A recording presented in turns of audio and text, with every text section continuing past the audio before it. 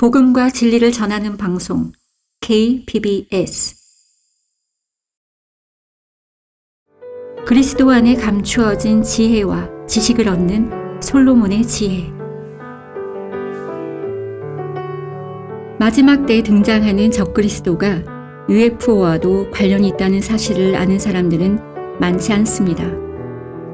그래서 이 시간은 적그리스도와 UFO를 알아보려고 합니다. 킹제임스 성경신학교 박승용 교수가 강의합니다. 이 미국의 텍사스주에 교도소가 하나가 있는데요. 거기에서 구원받은 이제 흑인 재수자들이 있었습니다. 한 30명 가량 되는데, 이들이 이제 성경 공부를 이제 하고 있는데, 29명의 재수자들은 킹제임스 성경을 쓰는데, 유독 한 명만 이 NIV를 쓰는 겁니다. 그래서 나머지 29명의 이제 성도들이 이 NIV를 쓰는 그 자매의 이름이 루시인데, 이렇게 얘기하는 거예요. 너는 성경에 없는 거야. 그 성경 쓰면 안 돼. 그 성경 잘못된 거야. 너가 계속 그 성경을 갖고 있는 한 너는 지금 성경을 가진 게 아니야. 그렇게 얘기를 했어요. 이 루시는 이제 반발을 하는 거죠. 성경이 없긴 왜 없어? 내 성경도 너희 성경만큼이나 더 좋아. 너희는 너희가 원하는 성경을 택한 거고 나는 내가 원하는 성경을 택한 거야. 이렇게 반발을 했어요. 아무리 설득을 해도 꿈쩍을 안 합니다. 근데 한 번은 이 29명 중에 한 자매가 이 루시에게 와서 이런 말 하는 거예요.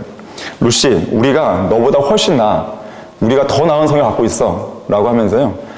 보여준 성경 구절이 어디냐면 요한복음 14장 1절입니다. 한번 찾아볼까요?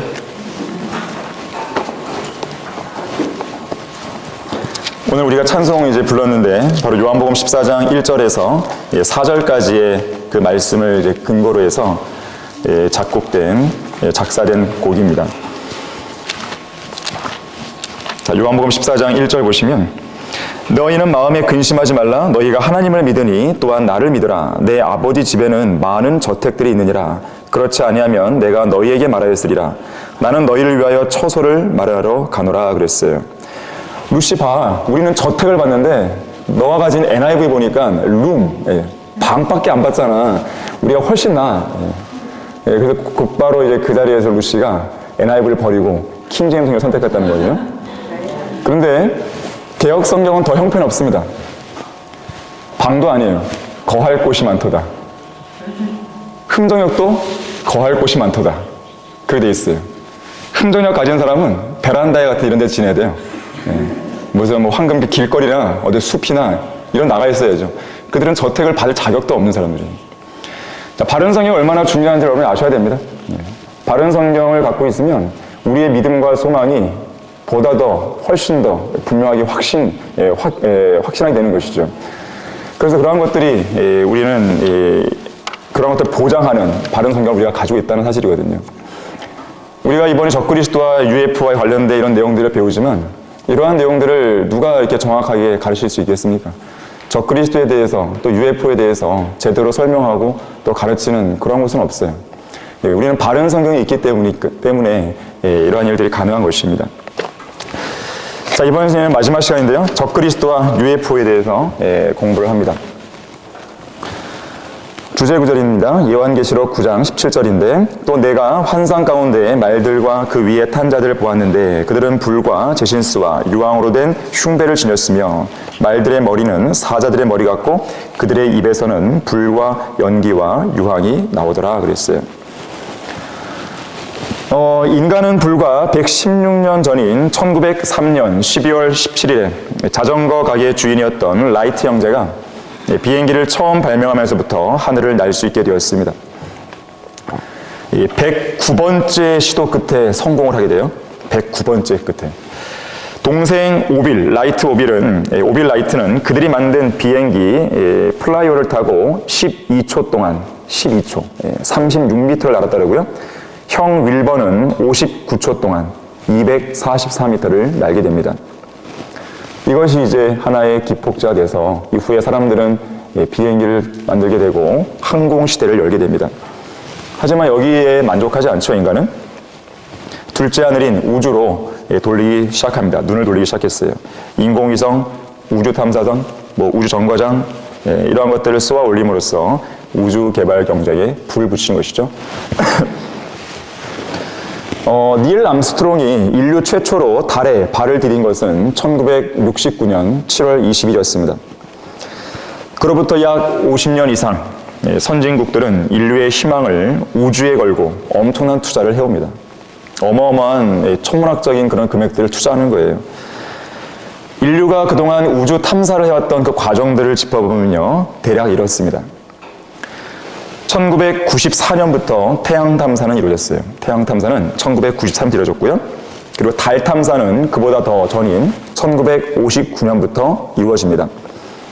이 달 탐사의 시작은 구소련의 루나 1호 우주선을 시작으로 시작이 됐었어요. 하지만 실제로 이제 달에 발을 디딘 것은 아까 언급했듯이 미국이었습니다. 그때가 1969년이죠. 사람들은 닐 암스트롱만 달에 갔다고 생각하는데요. 아니에요. 그때로부터요 12명이 달에 갔다 왔습니다. 금성 탐사는 1962년부터 이루어졌어요. 러시아가 가장 많이 했는데 총 18차례를 했고, 그 다음은 미국인데 미국은 6차례를 했습니다.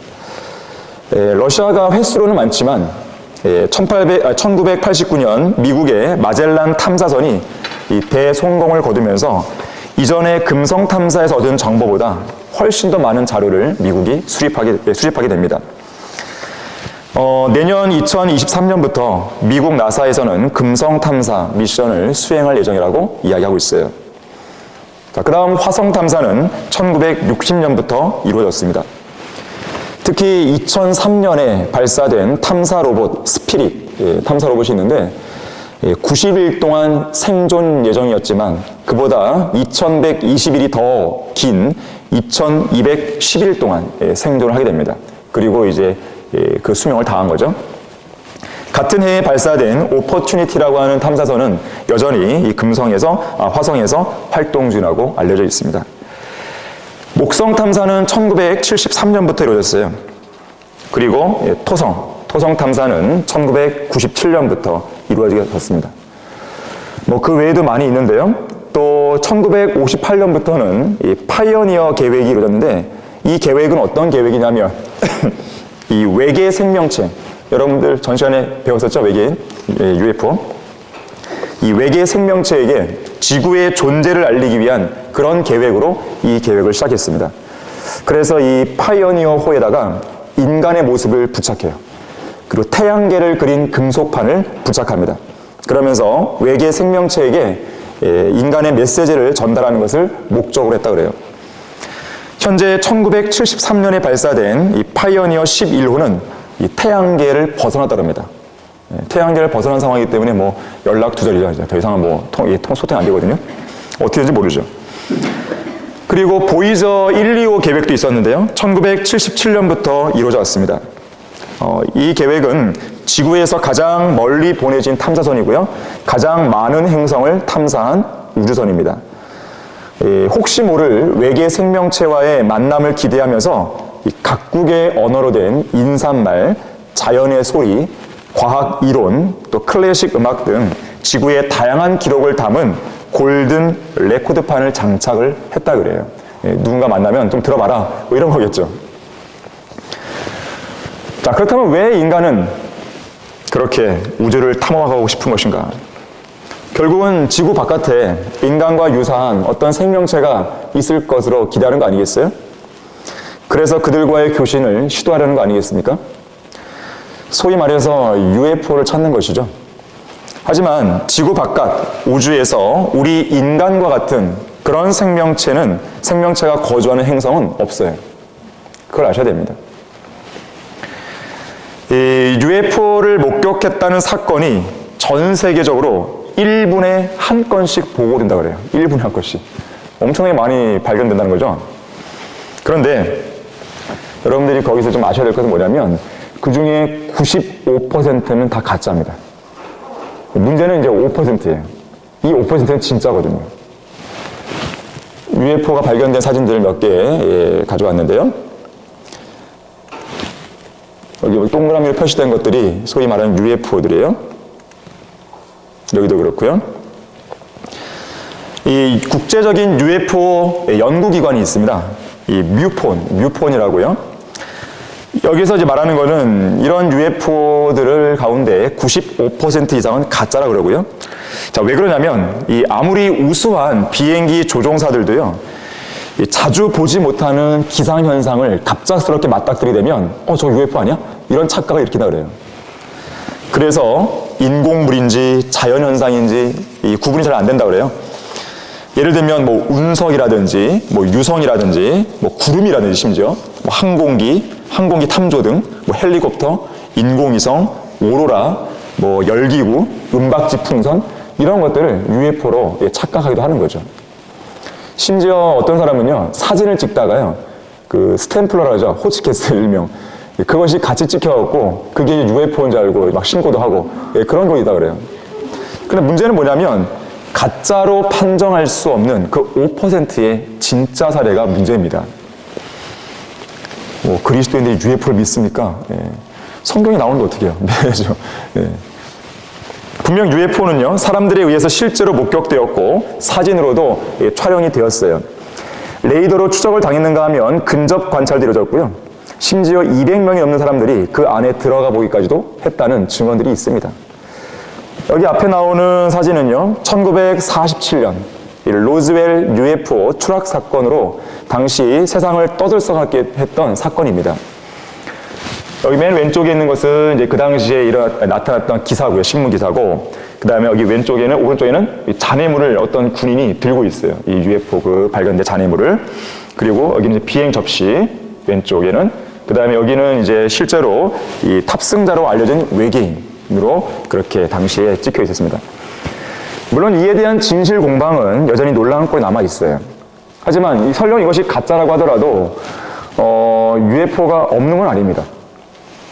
러크만 목사님은 이렇게 얘기합니다. UFO에 관한 성경의 언급이나 역사적, 과학적 문서들이 너무나 생생하기 때문에 그 존재를 부정하는 것은 마치 화산을 병마개로 막아버리라는 시도와 같다 그랬어요. UFO는 실제로 존재하는 겁니다. 한때 이 UFO 및 외계인과 관련해서 가장 유명해진 영화 하나가 있습니다. 아마 다 아실 것이에요. E.T. 스필버그가 만든 E.T. 1982년에 개봉했죠. 개봉 당시에 영화 역사상 최고 흥행 기록을 세웠었습니다. 이 간단한 스토리를 보게 되면 한 외톨이 소년이 외계인 친구를 만나서 깊은 우정을 나누고 결국 그와의 이별을 통해서 성장하게 된다는 마치 동심 어린 이야기를 담은 그런 영화 같지만, 사실 이 영화 속에는요, 예수 그리스도를 모방하는 사탄의 가증스러운 모습이 고스란히 담겨 있다는 것을 여러분들이 알고 계셔야 돼요. 러크만 목사님은 이 영화 속 주인공 E.T를 모방의 귀재라고 말하면서 소위 거룩한 구덕이다 해서 거룩한 구덕이. 거룩하신 하나님이 아니라 거룩하신 하나님을 모방한 거룩한 구덕이에요. 몇 가지만 살펴보면요, 어떤 부분을 모방했는지. 우선 여기 이제 새 아이가 이제 나오는데 지금 E.T를 지금 보고 있는 장면이에요. E.T가 앞에 있어요. 예수님께서 태어나셨을 때 동방의 현자들이 예수님께 와서 엎드려 경배했죠.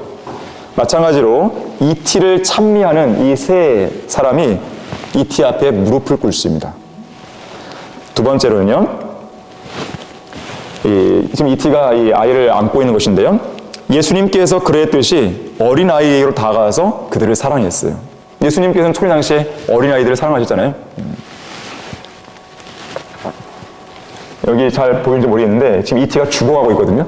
혹시 보신 기억나시는지 아니 모르겠지만 E.T가 죽었다 살아나거든요. E.T가 죽는 과정인데 여기 이제 엄마가 있고 이제 여자 그 딸아이가 있어요.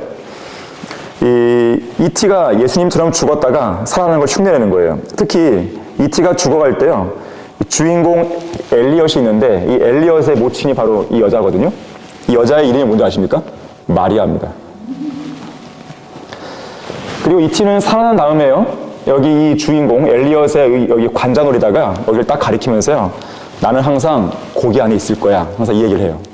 마치 예수님께서 죽었다가 살아나셨을 때 성령께서 오신다, 성령께서 너희와 영원히 함께 하실 거다, 그 말씀 하시잖아요. 그걸 흉내내는 것이죠. 실제로 ET는 하늘로 올라가죠. 하늘 올라갑니다. 예수님의 죽음과 부활과 승천을 그야말로 완벽하게 모방을 한 거예요. 이걸 아는 사람은 없어요. 자, 그런데 소위 말하는 그 외계인 ET는 지옥에 있는 벌레예요. 지옥에 있는 벌레의 모습이에요, 사실은. 사실 그는 하늘에서 내려온 존재가 아닙니다. 오히려 땅 아래 저 지옥의 구렁에서 올라온 붉은 구더기인 거죠. 자, 그래서 할리우드의 ET라는 것은 거룩한 성경에 하나님의 거룩한 분을 흉내낸 모조품이라는 것을 여러분들이 좀 알고 넘어가겠습니다. 자, 중요한 것은 사람들이 소위 목격했다고 하는 아까 사진에 찍히고 있잖아요. 사진 찍힌 것들. 또 1947년에 그 로즈웰 UFO 사건. 자, 사람들이 소위 목격했다고 하는 그 UFO는요, 지구 바깥에서 오는 게 아닙니다. 이걸 여러분들이 아셔야 돼요. 자, UFO가 뭐예요? UFO.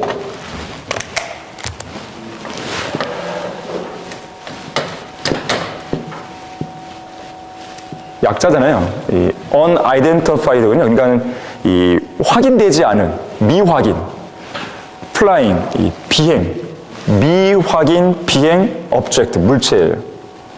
날아다니는 물체인데 확인이 안 된 거죠. 자, UFO에는요, 여러분들이 이렇게 정리하시면 돼요. 딱 세 가지 보시면 됩니다.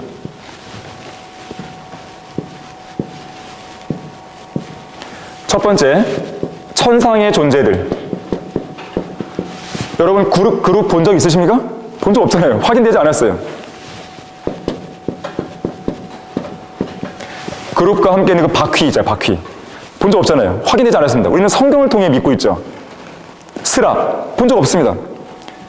자, 분명히 그룹과 스랍은 또 성경에 나오는 분명한 이야기죠. 분명히 말씀이란 말이에요. 우리는 그걸 진리로 알고 있고 또 믿고 있습니다. 하지만 눈으로 확인된 건 아닙니다. 자, 일종의 UFO죠. 이해되시겠습니까? 두 번째, 타락한 천사들입니다. 이따가 설명드리겠지만 타락한 천사들도 사람이 눈으로 본 적 없잖아요. 과거에 창세기 6장에서는 그때는 봤겠지만 그때 사람이 지금 없잖아요. 미확인 물체죠. 미확인. 역시 타락한 천사들도 일종의 UFO입니다. 세 번째는요, 사람들이 소위 봤다고 하는 것인데 바로 땅에서 오는 기괴한 생명체예요. 뭐 털복숭이, 눈이 하나짜리, 저런 ET. 그 사람들이 봤다고 하는 UFO는 다 이거예요. 세 번째 거. 하늘에서 오는 게 아니에요. 우주에서 오는 게 아닙니다. 지구 바깥에서 오는 게 아니에요. 지구 바깥에서 온다고 한다면 이 존재죠. 하지만 사람들은 이거를 생각하는 게 아니에요. 그들이 봤다고 하고 목격했다고 하는 것은 이 세 번째 항목입니다.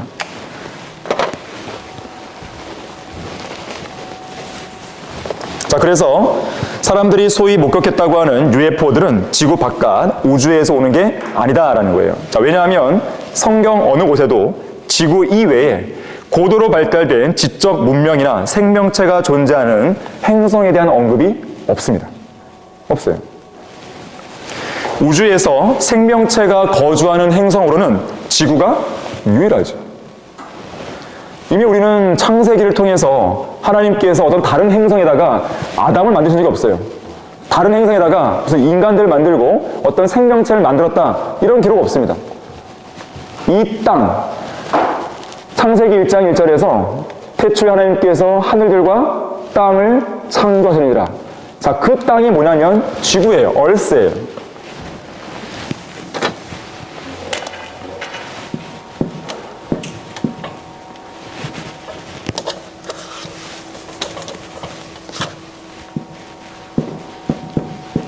지구입니다. 땅. 성경에서 땅 그럴 때 이제 랜드라는 단어도 쓰기도 하고 얼스라는 단어를 쓰기도 하는데요. 바로 땅, 지구. 바로 그곳에 하나님께서는 아담을 두신 거예요. 그리고 아담이 어떻게 했습니까? 우주로 갔나요? 아니죠. 그럴 겨를도 없이 얼마 안 가서 죄를 짓고 말잖아요. 그리고 그 인류 역사가 그렇게 흘러온 것이란 말이에요. 무슨 다른 행성에다가 뭐 생명체를 두고 그런 건 없습니다. 자, 그래서 인간과 같은 형태의 그런 ET 같은 아까 이 생명체, 그런 생명체가 이 다른 행성에서 출발하여 접시 같은 우주 비행 물체를 타고 지구를 방문할 것이라는 그런 현대인들의 생각은 할리우드 공상과학 영화나 다윈의 생물학적 진화론의 산물일 뿐입니다. 자, 우리는 앞 시간에 소위 사람들이 목격했다고 하는 그런 UFO와 그 탑승자들에 대한 그런 사례들을 아마 여러분들 공부하셨을 것이에요. 자, 그러한 존재들은 하늘에서 오는 게 아닙니다. 땅 아래에서 올라오는 거예요. 오히려 땅 아래에서 올라오는 목적은 뭐냐면 셋째 하늘로 가기 위해서예요. 올라가기 위해서입니다. 오히려 그걸 이용해서 그걸 발판으로 저 우주로 또 셋째 하늘로 가고자 하는 그런 욕망을 실현하는 것입니다. 여러분 거기 교재 72페이지 한번 보시면 박스 내용이 있을 것이에요. 이 제프리 마디스가 그의 책 외계인, 천사, 그리고 우주, 여러분 한번 꼭 이 책을 한번 읽어보십시오.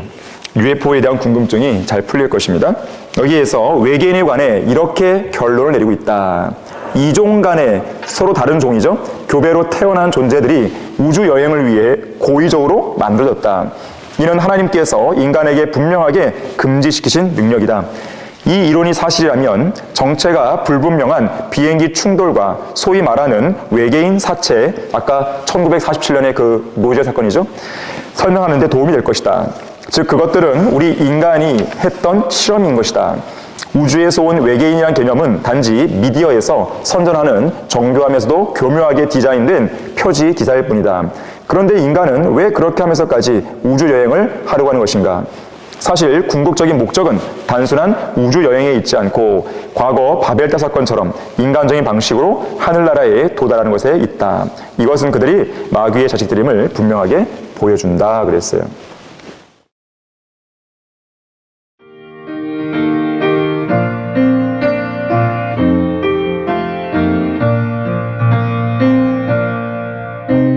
복음과 진리를 전하는 방송 KBS.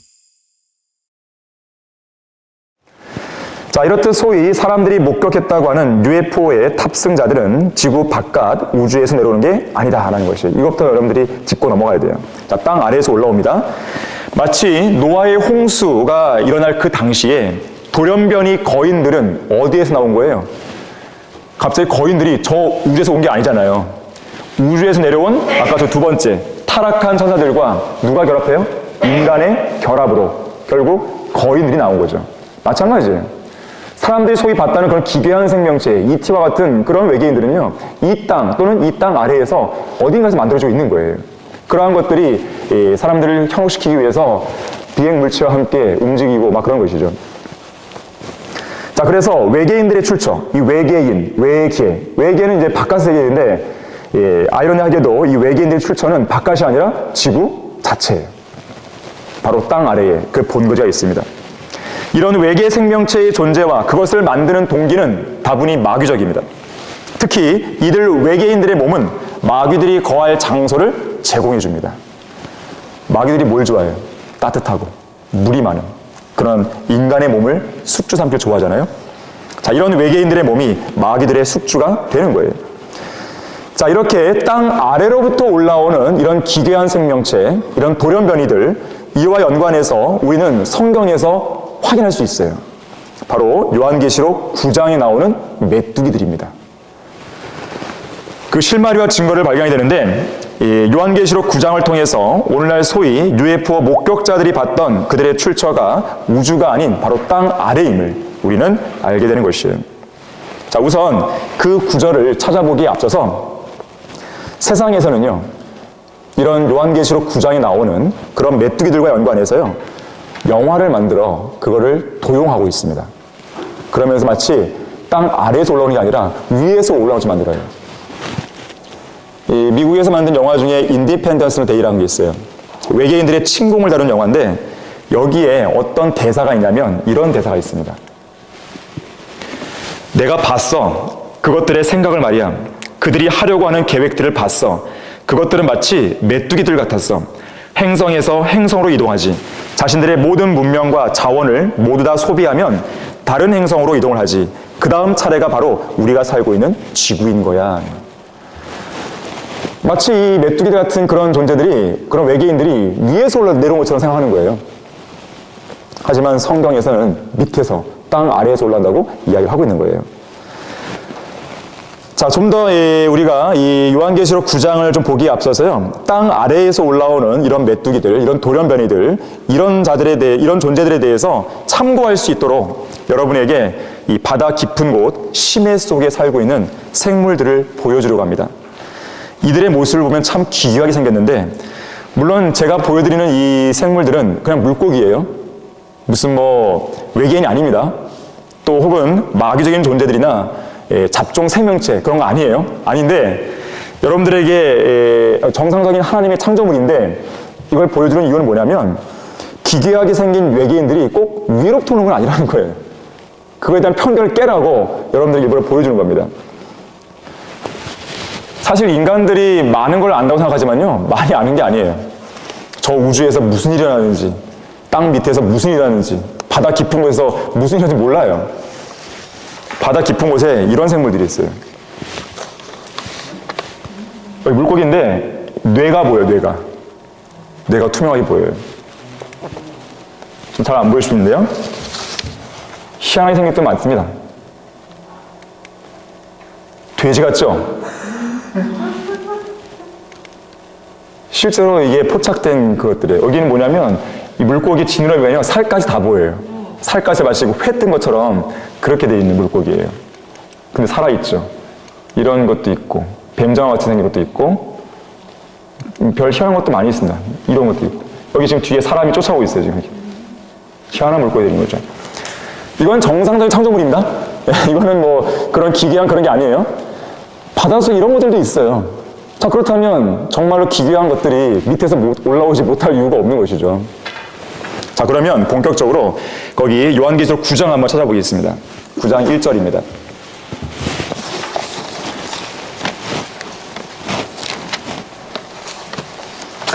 요한계시록 9장 1절부터 11절까지를 볼 텐데요. 바로 이 존재들이 땅 밑에서 올라오는 거예요. 다섯째 천사가 나팔을 불 때 내가 보니 하늘에서 별 하나가 땅에 떨어지는데 그가 끝없이 깊은 구렁의 열쇠를 받더라. 그가 끝없이 깊은 구렁을 여니 큰 용광로에 연기 같은 연기가 구렁에서 올라오는데 해와 공기가 그 구렁의 연기로 말미암아 어두워지더라.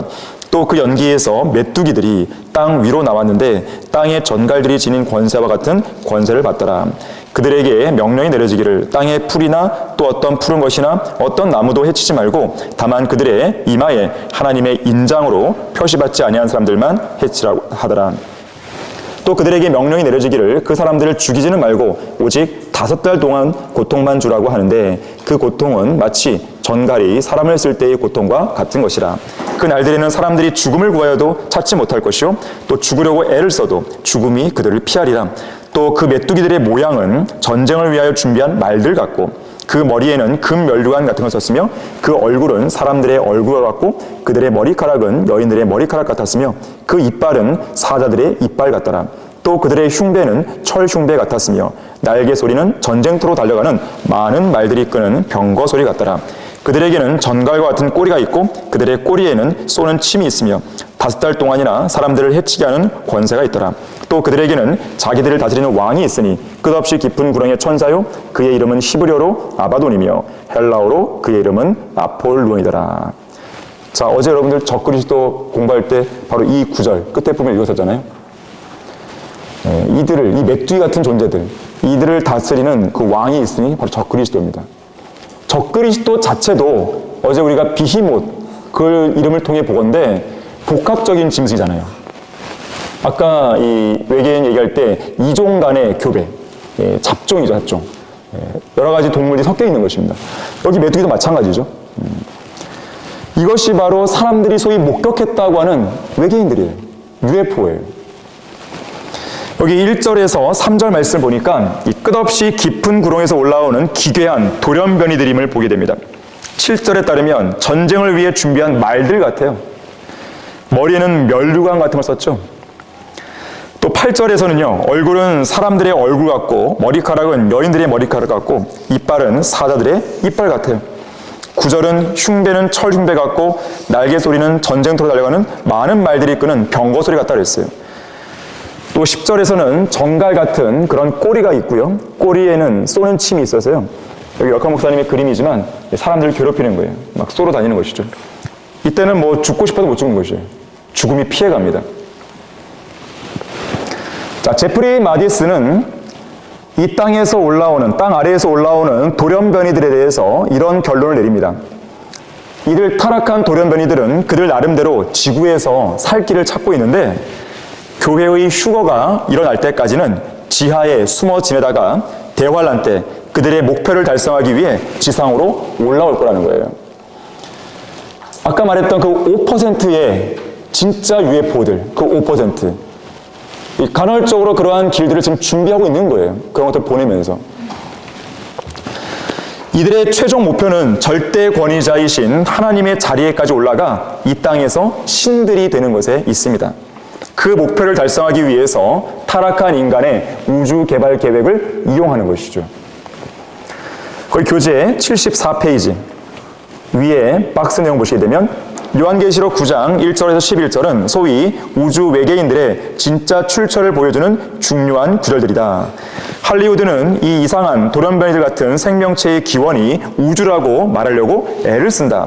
하지만 성경은 분명하게 이런 형태의 것들이 땅 아래에서 올라온다고 말씀한다. 말하자면 우주에서 온 외계인이 아니라 지구 내부 속에 있는 기괴한 생명체인 것이다. 우주에서 생명체가 살고 있는 유일한 행성은 지구라는 사실을 다시 한번 기억해야 한다. 의심의 여지 없이 창세기 6장의 거인들처럼 지구에 사는 이런 생명체들은 하나님께서 승인하지 않으신 생명체들이다. 이 특이하고 괴물 같은 존재들이 자신들을 다스릴 초자연적인 천사인 왕을 갖고 있다는 점은 매우 흥미롭다. 여기서 우리는 타락한 천사들이 어떤 형태로든지 이런 잘못된 생명체의 존재와 연계되었음을 다시 한번 보게 된다 그랬어요. 자, 사람들이 소위 외계인에 대해서 오해하고 있는 부분들을 다시 한번 정리해보면 이렇습니다. 한번 보세요. 첫 번째, 자, 외계인들은 다른 행성에서 진화한 존재들이 아니라는 거예요. 아니에요. 바깥에서 오는 게 아니에요. 두 번째, 외계인들은 마귀가 직접적으로 현현한 것은 또 아니에요. 왜냐하면 더러운 영들은 육체의 형태로 구체화될 수 없습니다. 세 번째, 외계인들은 종이 섞인 형태의 생명체로 하나님께서 창조하신 부류 중 어디에도 속하지 않습니다. 하나님 만든 존재가 아니에요. 그들의 이 비정상적인 결합을 통해 만들어진 것이죠. 네 번째, 타락한 천사들이 어떤 식으로든 여기에는 연루되어 있습니다. 마치 창세기 6장에 그 거인들이 나왔듯이. 그리고요, 다섯 번째로 인간의 지혜가 어느 정도 연관되어 있습니다. 뭐 사람들은 이제 종과 종의 그런 교배들을 하잖아요. 이런 실험들을 하게 되고 그것이 뭐 생명 연장의 꿈이다, 불치병을 가진 사람들을 치유하기 위한 방법이다, 뭐 이런 얘기를 하지만요. 결국에 그러한 것들이 어떻게 활용되겠습니까? 이런 식으로 활용되는 거예요. 여섯 번째로 외계인들의 기원은 지구라는 거예요. 특히 땅 아래에서 올라온다는 것이죠.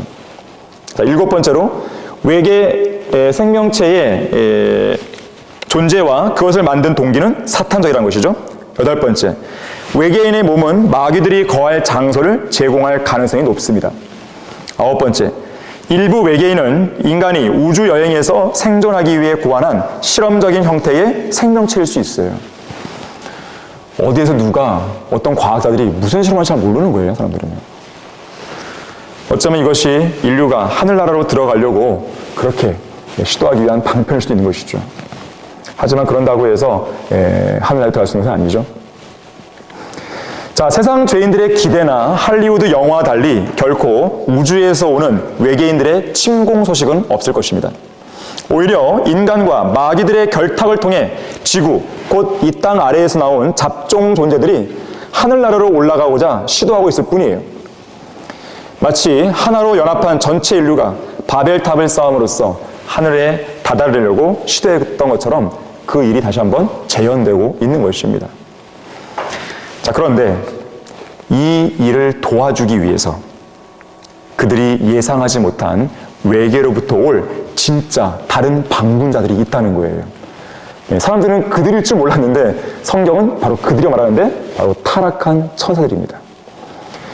그러니까 이 인간들이 기대하는 것은 저기 세 번째에 땅에서 기괴한 이제 생명체, 저 존재들이 우주에서 올 거다. 그렇게 보는 것이지만 성경은 오히려 두 번째, 타락한 천사들이 올 거라고 이야기하는 것이죠. 교재 75페이지요. 거기 6번째 줄에 요한계시록 12장 내용이 제시되어 있습니다. 바로 이 부분이에요. 사람들이 예상하지 못한 외계로부터 올 진짜 다른 방문자입니다. 또 하늘에 전쟁이 있으니 미카엘과 그의 천사들이 사탄이죠. 용을 대항하여 싸우고 용과 그의 천사들도 싸우나 그들이 이기지 못하여 하늘에서 더 이상 있을 곳을 찾지 못하더라. 그리하여 그 큰 용이 쫓겨나니 그는 마귀라고도 하고 사탄이라고도 하는 옛뱀 곧 온 세상을 미혹하던 자라. 그가 땅으로 쫓겨나고 그의 천사들도 그와 함께 쫓겨나더라. 자, 마귀가 쫓겨날 때 마귀의 천사들, 타락한 천사들이 이 땅으로 내려오는 거예요. 외계의 방문자죠, 일종의. 자, 타락한 천사들이 내려오게 되면 창세기 6장에 나왔던 노아의 날들에 있었던 일들이 다시 한번 반복될 것입니다.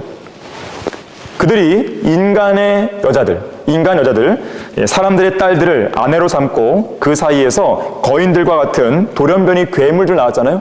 바로 그와 같은 일이 대환란 기간에 다시 한 번 더 실현이 될 것이에요. 자, 그렇게 타락한 천사들과 인간의 결합에 관하여 다니엘 2장에서는요. 철과 진흙이 섞이는 것으로 설명합니다. 철과 진흙. 자, 한번 찾아보겠습니다. 다니엘 2장 41절에서 43절까지입니다. 다니엘 2장 41절에서 43절이에요. 자, 철과 진흙이 섞이는 것인데 이 부분을 우리가 다양한 형태로 설명할 수가 있는데요. 자, 41절에서 그 일부는 토기장이의 진흙이며 일부는 철인 발과 발가락을 왕께서 보셨으니 그 왕국이 나뉘어질 것이며 왕께서 철과 차진 진흙이 섞인 것을 보셨으니 그 왕국에는 철의 강함이 있을 것이니라. 또한 그 발가락의 일부는 철이요 일부는 진흙이므로 그 왕국이 부분적으로 튼튼하고 부분적으로 부서질 것이니라. 왕께서 철과 차진 진흙이 섞인 것을 보셨으니 그들은 사람들의 씨와 섞일 것이나. 여기에 그들과 사람들의 씨를 주목하세요. 그들이 서로 합하지 못하는 것이 철이 진흙과 섞이지 못함과 같으리다 그랬어요. 자, 여기 43절 잘 보시면 철과 진흙이 섞인다 그러죠. 그러면서 뭐라고 얘기해요? 그들이 사람들의 씨와 섞인다 그랬어요. 즉 철은 그들이고 진흙은 사람들이죠. 다시 말하자면 진흙으로 대표되는 사람들의 씨와 철로 대표되는 그들. 여기는 그들이 누군지 정확히 나오지 않지만 바로 그들 간에 가증하고 비정상적인 결합이 있다는 거예요. 자, 과연 그들이 누구인가? 우리가 요한계시록과 비교해서 보니까 문맥적으로 철과 연관된 존재들인데 바로 외계에서 내려오는 초자연적인 존재들이에요. 철로 대표되는 마귀적인 존재들이고 곧 타락한 천사들인 것이죠. 그래서 창세기 6장에서처럼 이 타락한 천사들과 인간들이 섞이는 일이 다시 한번 반복된다는 거예요. 또한 인간의 몸이 외계에서 온 마귀적인 종족을 대표하는 철과 섞이는 일이 일어나는 거예요. 이 타락한 천사들은 일종의 마귀는 아니지만 마귀적인 존재들이에요. 이런 일들은요, 또 한 가지 볼 수 있는 것은 뭐냐면 철로 된 기계와 인간의 결합으로 그 길이 준비되고 있다는 것이죠. 뭐 대표적인 경우가 이 AI죠, AI. 또 사이보그, 뭐 인조인간 이런 형태죠. 최근 구글에서는 인간의 뇌에 컴퓨터를 장착하고 싶다는 뜻을 발표했고 2029년쯤이면 인간과 컴퓨터가 합쳐질 것이라고 이야기합니다. 아유, 그런 세상이 정말 그런 세상이 얼마나 그게 좋길래 꼭 그런 세상을 만들려고 할까요, 사람들은? 이것이 바로 사이보그예요. 사이보그. 로봇을 뛰어넘는 겁니다. 인간처럼 보이는 거예요. 실제로 인간의 그런 장기들을 만들어내는 사람들은요. 지금 3D 그 프린터를 통해서 실제로 이제 진행하고 있는 것입니다. 근데 나중에 이런 로봇들, 소위 말하는 사이보그들, 로봇과 좀 차이가 있지만 이 사이보그들은요, 이 대환란 기간에 적그리스도의 통제를 받게 될 것인데요. 적그리스도의 동조하지 않는 그런 사람들, 적그리스도에게 경배하지 않는 그런 자들을 잡아들일 것입니다. 마치 2600년 전에 이 사드락, 메삭, 아벳느고가 느부갓네살이 만든 형상에 절하지 않잖아요. 그때 불타는 용광로에 던져지잖아요. 마치 그것처럼 이 적그리스도에게 그 적그리스도 형상에 경배하지 않는 그런 자들을요, 바로 이 사이보그들이 잡아놓을 것이에요. 붙잡을 것입니다. 자, 이 외계의 방문자들이 땅으로 내려올 때 그들은 세상의 나라들을 로마 카톨릭 아래로 모을 것이고요. 결국 하늘에서 오시는 예수 그리스도를 대적해서 아마겟돈으로 모이게 됩니다. 이때가 되면 뭐 거인들이든 돌연변이든 UFO든, 여기 럭카 목사님이 그림 그리면서요, 이 UFO를 여기다 같이 그려놨어요. 아마겟돈 전쟁을 이야기할 때, 뭐 사이보그든 타락한 천사들이든 마귀적인 존재들이든 모든 더러운 영들과 잡종 생명체들이 다 모일 것입니다. 유엔의 2억의 군대만 모이는 게 아니에요. 대대적인 그들은 전쟁을 준비할 것이에요. 하지만 주님께서는 이들 모두를 아마겟돈 전쟁에서 단번에 짓밟으시고 진멸하시고 불태워 버리시는 것이죠. 자, 결론을 맺겠습니다. 그 교재 76페이지 박스 내용 보시게 되면, 자, 우리는 이런 일들의 실상을 알게 된 그리스도인들로서 과연 어떻게 살아야 되는 것인가? 당연히 첫 번째로는 구원의 확신을 점검해야 되죠. 구원이 확실치 않다면 예수 그리스도를 믿고 빨리 영접해야 되는 거예요. 두 번째는 정신을 차리고 깨어 있어서 사탄과 육신과 세상에 맞서 싸우고 죄로부터 온전히 성별해야 됩니다. 세 번째, 예수 그리스도의 재림을 더 간절히 고대해야겠죠. 네 번째, 재림을 기다리는 것을 방해하고 실증나게 하는 모든 것들을 피해야 됩니다. 걷어내야 돼요. 다섯 번째, 세상과 세상에 있는 것들에 집착해서는 안 되겠죠. 여섯 번째, 성경을 부지런히 읽고 공부하고 믿고 실행함으로써 믿음의 진전을 이루어야 됩니다. 자, 그리스도인들의 최종 권위는 성경이에요. 성경을 통해서 모든 문제들의 답을 여러분 찾아야 됩니다. 마지막 일곱 번째는 구령의 열정을 가지고 신실하게 복음을 전파해야 되는 것입니다. 자, 이런 삶과 관련해서 화니 크로스비는 거기 마지막 내용에 이렇게 고백합니다. 밤이나 낮이나 신실하게 섬기는 종들에게 주님께서 상을 주러 오실 때 과연 우리는 등불을 밝히며 다소곳이 깨어있는 모습을 보여드릴 수 있을까? 아침 일찍 동틀 무렵 그분께서 우리를 하나씩 하나씩 부르실 때 우리는 우리가 남긴 문화를 보여드리며 착하고 신실한 종아 참으로 잘했도다 라는 말씀을 들을 수 있을까? 주님께서 오실 때 깨어있는 자는 복이 있나니 그분의 영광에 동참하게 될지어다. 새벽이나 한밤중에 오시더라도 우리는 깨어있는 모습을 보여드릴 수 있을까? 형제자매들이여 정말로 준비되어 있는가? 우리 혼에 밝은 집을 예비해 놓았는가? 주님께서 오실 때 우리가 주님을 기다리고 또 기다려왔다는 모습을 보여드릴 수 있을까? 그랬어요. 자, 우리가 예언을 공부하는 이유는 어떤 지식만을 증가하기 위한 것이 아니라, 또 이런 내용들을 공부하는 것은 어떤 지식을 증가하는 것이 아니라 실제로 예수 그리스도의 재림을 기다리며 사는 그런 성도에 걸맞은 생활을 더 확실하고 온전하게 하기 위해서인 거예요. 그래서 여러분들이 진리를 배우는 것이 모두 다 그런 목적이 있다는 것을 항상 기억하시면 좋겠습니다.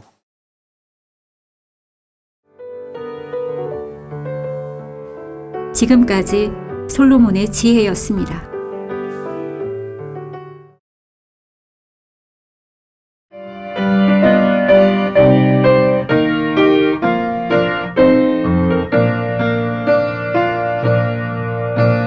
복음과 진리를 전하는 방송 KBBS